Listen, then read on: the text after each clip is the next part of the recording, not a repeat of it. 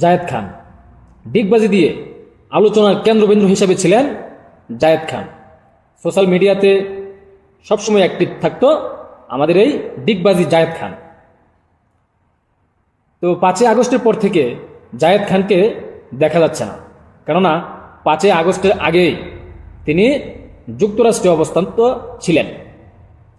তো এখন এই খবরটা পেয়ে জায়েদ খান কি আবারও খুশিতে ডিগবাজি দিতেছেন? কেননা জায়েদ খান আর নিপুণ তাদের মধ্যে পুরনো একটা দ্বন্দ্ব আছে।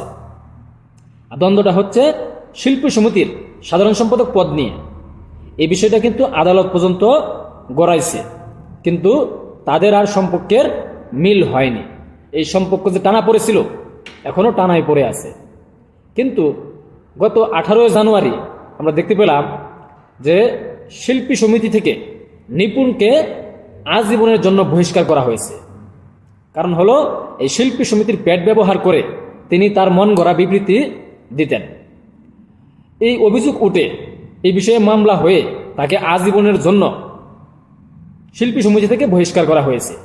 এখন এই খুশিতে কি জায়েদ খান আবারও ডিগবাজি দিতেছেন এই যুক্তরাষ্ট্রে? কেননা জায়েদ খান কিন্তু সোশ্যাল মিডিয়াতে এই নিউজটার পর আবারও আসলেন। যুক্তরাষ্ট্রের বরফের মধ্যে দেখা যায় সঙ্গে 2 নায়িকাকে নিয়ে তিনি ডিগবাজি দিতেছেন। জায়েদ খান বলতেছেন যে এই প্রথম বরফের উপর ডিগবাজি দিতেছি এই 2 নায়িকার অনুরোধে। তো এখন যে জায়েদ খান কি এই নিপুণের কে বহিষ্কার করা হয়েছে এই কারণে কি তিনি ডিগবাজি দিতেছেন, নাকি জায়েদ খান এই নিপুণের এই দুঃসময়ে আবারও এসে পাশে দাঁড়াবেন? আপনারা কি মনে করেন কমেন্টে জানাবেন। কেননা অতীত শুনে এসেছি এবং দেখেছিও জায়েদ খান অনেক অসহায় মানুষের পাশে দাঁড়িয়েছে। শিল্পী সমিতিতে কোনো সমস্যা হলে তিনি পাশে দাঁড়িয়েছে।